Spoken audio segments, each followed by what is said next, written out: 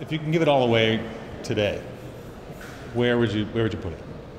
Well, the philanthropic target that I love the most is the University of California, San Francisco, and the incredible science campus that's being built at Mission Bay, which is a $5 billion effort, but there's still so much more to do. Why UCSF? What's so amazing about what's being built there?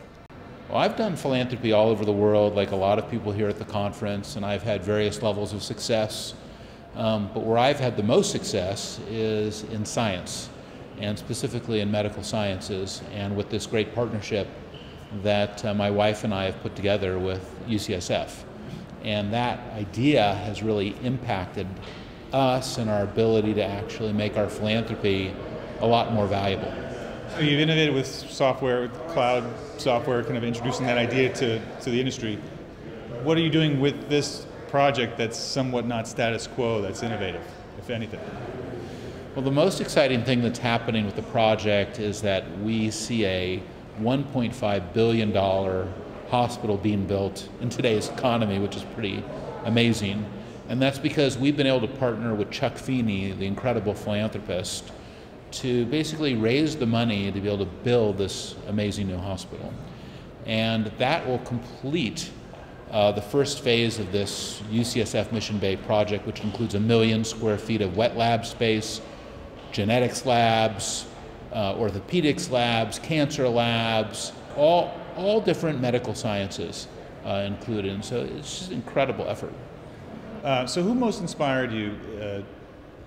Which philanthropist is the most inspiring to you? I mean, you mentioned Chuck Feeney. He inspired a lot of people. Is he the one, or were there other people that really informed your thinking? I'd say I've been inspired by so many different philanthropists. I think you've got to put Chuck Feeney in there. What he has done in terms of spending down his fortune to become the billionaire who literally was not there, which is the name of his book, which is worth reading. To also Ray Chambers, right here in New Jersey, who was one of the first philanthropists that I came in contact with, who really influenced me in the late 90s when he put together the President Summit for America's Future, which was a call to arms for corporations and volunteerism and mentoring.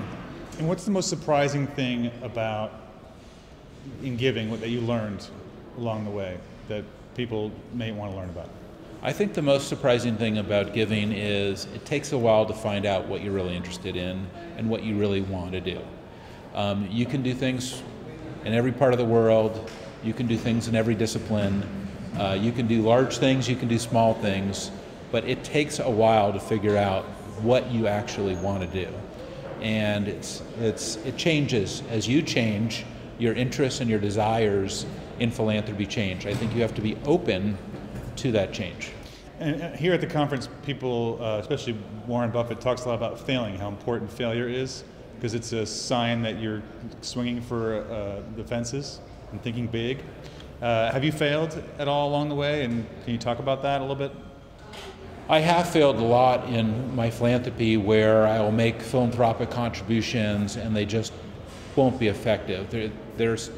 The reason why they're ineffectual is because the actual gift doesn't really do anything for either A, me as the philanthropist, or B, for the target.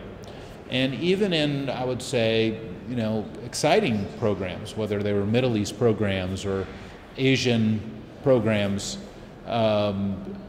which I've had experience with both of them, at the end of the day, I didn't see the bang for the buck. And the fun part is there's a lot of people here doing global philanthropy. For me, right now, I'm doing local philanthropy. And I think that will expand to include global philanthropy only because the local philanthropy is starting to give me a vision for what I am interested in doing globally too. Talk about that. Like, give us a hint of how your experience at the UCSF might go global. One of the really exciting things about UCSF is the work that's happened, especially in preterm birth. You saw that with UCSF's pioneering work with fetal surgery, which they invented, which is the ability to operate on the fetus in utero by opening the amniotic sac, taking the fetus out, operating on the fetus, putting the fetus back in and sealing the sac, and then the mother can have a normal vaginal delivery. That power of a child being able to have that life, is so powerful. There's so many other areas, I think, in the preterm area that are still unexplored. You hear a lot about vaccines and you hear a lot about the curing of illnesses, but preterm is still a major area, I think, for philanthropic opportunity.